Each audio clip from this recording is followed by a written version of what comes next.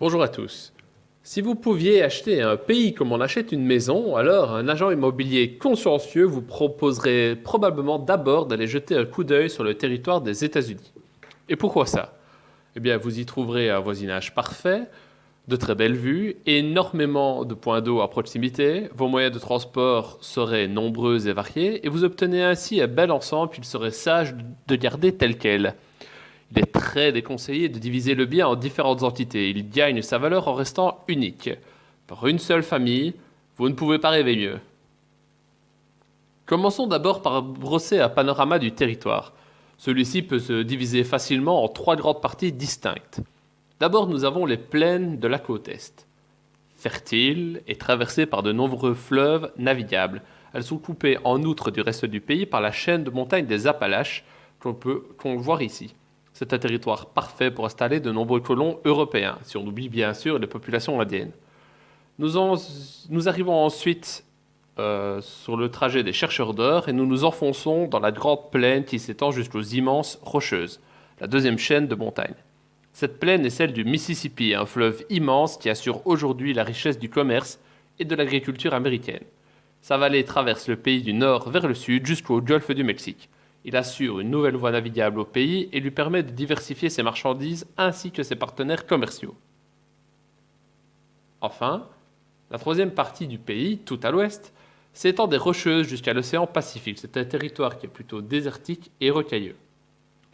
Au nord du pays, nous trouvons les immenses forêts canadiennes et au sud, le désert mexicain. Nous allons maintenant dresser un panorama de l'historique du pays qui va nous mener de 1776 à 2020. L'ensemble des informations que je vais vous donner sur le pays proviennent majoritairement d'un livre, Prisonnier de la géographie, qui a été écrit par Tim Marshall, un journaliste britannique bien connu. On commence tout de suite avec une carte des 13 colonies qui proclamèrent leur indépendance aux alentours de l'année 1776. La population américaine de l'époque était alors estimée à 2,5 millions d'habitants et s'étendait de l'océan Atlantique à l'est jusqu'aux Appalaches à l'ouest. Une fois les Anglais chassés du continent, les colons se mirent à regarder plutôt vers l'est. Derrière les montagnes se trouvaient alors les colonies françaises qu'on appelait les Louisianes, en référence bien sûr à leur célèbre roi. Cette Louisiane était alors, comme vous pouvez le voir, bien plus étendue que l'actuel État de Louisiane et elle contrôlait la grande partie du bassin du Mississippi. Pour une fois dans leur histoire, la guerre ne fut pas la solution apportée par les Américains. Napoléon leur vendit de bonne grâce le territoire, qui était alors bien plus vaste que la France, afin de financer ces nombreuses guerres européennes, offrant ainsi la Nouvelle-Orléans aux Américains. En 1803, ceux-ci doublèrent ainsi la taille de leur pays. Plus important encore, ils prirent le contrôle total du bassin du Mississippi qui contenait à l'époque plus de voies navigables que l'ensemble du reste du monde réuni. Les qualités de ces connexions permirent d'unifier facilement la population autour du fleuve. Si on peut prendre un exemple inverse, l'Afrique a également de nombreux fleuves, mais ceux-ci ne sont pas toujours navigables et on peut difficilement trouver des connexions entre ces différents fleuves, ce qui est une des raisons qui permet d'expliquer pourquoi il existe autant de langues et de pays différents sur le continent africain. Ils ont énormément de difficultés à communiquer entre eux. Retour à l'Amérique, nous sommes en 1814, les Anglais sont partis, les Français ont vendu la Louisiane, il reste les Espagnols. Ceux-ci sont fatigués par leur guerre européenne et vont céder d'immenses territoires à nouveau aux USA, la Floride, la Californie et l'Oregon. Cette nouvelle extension permet enfin au pays d'atteindre le deuxième océan, l'océan Pacifique, une cinquantaine d'années après la création de l'État. Un seul adversaire tout aussi hispanique et catholique que l'Espagne pose toujours problème aux Américains, le Mexique.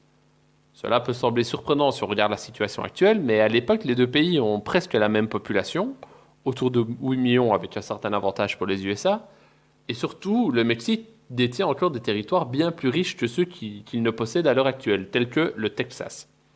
Bien trop proche de la Nouvelle-Orléans qui plus est, les États-Unis ne pouvaient pas laisser cette situation perdurer.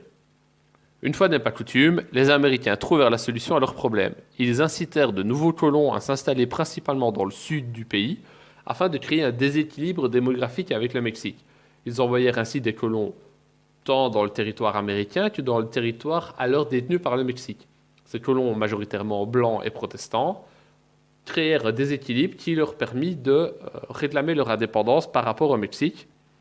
Autour des années 1835, le Mexique perd une bonne partie de son territoire et le Texas indépendant va alors se créer.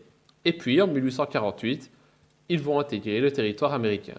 Pour faire bonne mesure, l'armée américaine sécurisa d'autres territoires et ils vont reposer le Mexique jusque dans le sable de la rive sud du Rio Grande. En 1848, il n'existe donc plus de menace directe pour le nouvel État. Les colons, attirés par les promesses du gouvernement de leur offrir du territoire gratuitement, viennent de plus en plus dans le pays et la population grimpe en flèche. En 1867, l'Alaska est acheté à la Russie pour une bouchée de pain. À l'époque, l'achat a déchiré l'opinion américaine, mais on a fini par y trouver d'importants gisements d'or et de pétrole, ce qui fit taire pour de bon les réfractaires à l'achat. En 1869, pour compléter le tableau, la ligne de chemin de fer transcontinentale permit de traverser le pays entier en une semaine, là où il fallait auparavant compter pour plusieurs mois si tout allait bien.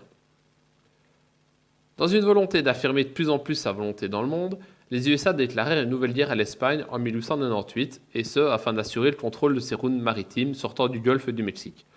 Cuba, Puerto Rico et, pourquoi pas au fond, Guam et les Philippines dans l'océan Pacifique sortirent du giron espagnol et intégrèrent la sphère d'influence américaine. Dans la même veine, en 1903, les Américains signèrent le traité du canal de Panama, leur permettant l'exclusivité pour le commerce à travers le canal. Et comme on le voit sur la carte, le canal du Panama coupe le pays en deux et permet aux navires d'éviter de traverser toute l'Amérique du Sud afin de rejoindre, par exemple, la côte ouest à la côte est américaine. Les deux guerres mondiales sont maintenant à nos portes. Les pays européens puis asiatiques vont s'entre-déchirer, se détruire et en définitive perdre leur leadership sur le monde. Les USA sont alors prêts à prendre la place laissée vacante. En 1940, les Britanniques ont un besoin vital de navires de guerre pour lutter contre l'Allemagne nazie. Les Américains leur en fourniront 50 en échange de toutes les bases britanniques postées à l'étranger.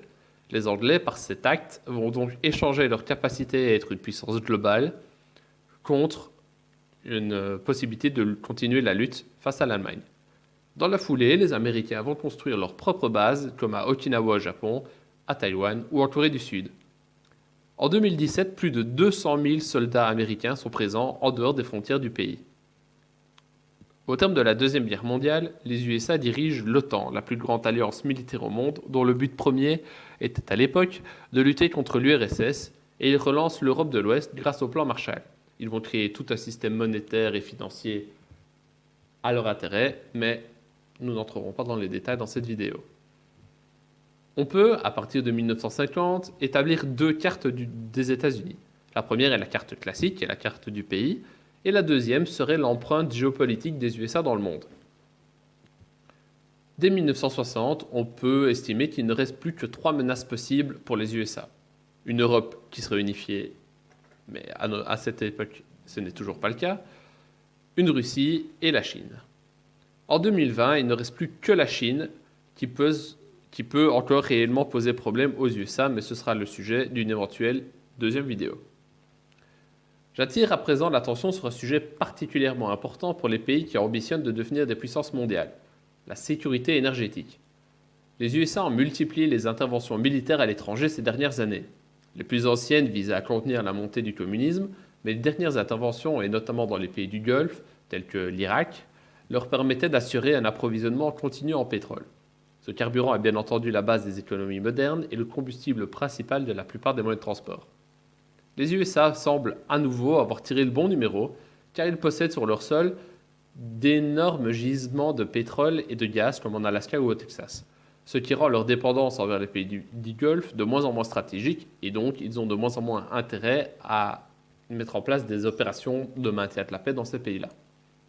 Il y a donc fort à parier que l'interventionnisme dans ces régions va aller en diminuant, d'autant que la politique de démocratisation prônée par le pays n'a eu jusqu'à maintenant que de très contestables résultats. Les cas de l'Irak et de l'Afghanistan sont des exemples très parlants sur le sujet. Pour conclure cette vidéo, il me suffit de dire que les USA sont en 2020 les leaders de l'économie mondiale au sein d'un système façonné par et pour eux. La Chine gagne en puissance, c'est complètement indéniable, mais reste pour l'instant un joueur au sein du jeu créé par les USA. Les Américains ont sur leur sol, d'après l'université de Shanghai qui fait autorité sur le sujet, 17 des 20 meilleures universités au monde. Sa population reste jeune et dynamique au contraire des puissances européennes ou du Japon. Et un sondage de 2013 de l'Institut Gallup a montré que 25% des gens voulant émigrer plaçaient les USA à la première place de leur destination souhaitée. Enfin, militairement, les USA dépensent plus à eux seuls pour leur armée et la recherche que tous les autres pays membres de l'OTAN comme la France ou le Royaume-Uni. Et si l'idée d'une invasion des USA fait tant sourire, ce n'est pas sans raison. Une fois que ce territoire est unifié, comme à notre époque, il devient impossible à envahir par des moyens conventionnels. Vous devez d'abord faire traverser à vos armées un océan, l'Atlantique ou le Pacifique, probablement débarquer au Canada, puis traverser les immenses territoires du Canada et des USA. Autrement dit, et comme l'ont appris Napoléon et Hitler quand ils ont attaqué la Russie, vous devez être capable d'assurer un approvisionnement logistique jamais vu. De plus, les Américains ont de grandes terres vers lesquelles ils peuvent fuir au besoin, ce qui fait que la population va difficilement être mobilisable et attrapable. Ajoutez à cela que les USA ont de très loin la meilleure armée au monde, une police très bien équipée, une garde nationale efficace et un libre accès des armes à feu pour une population américaine qui est très attachée à sa liberté individuelle et à son drapeau, et vous obtiendrez un cocktail détonnant. En résumé, les USA sont passés d'une puissance locale en poussant hors de leur sol les puissances étrangères européennes à une puissance régionale en prenant le contrôle des Caraïbes et de l'Amérique du Sud. J'aurais pu y ajouter quelques informations à propos de l'Amérique du Sud, mais le temps manque. Depuis le XXe siècle, le pays s'est transformé en puissance globale en contrôlant la principale route commerciale grâce à des réseaux d'alliances et la présence de bases militaires aux endroits stratégiques, comme les détroits d'Ormuz ou de Malacca par lesquels transite la plupart du commerce mondial, et pas uniquement le pétrole, mais également des biens et des marchandises. C'est tout pour cette fois-ci, et à bientôt.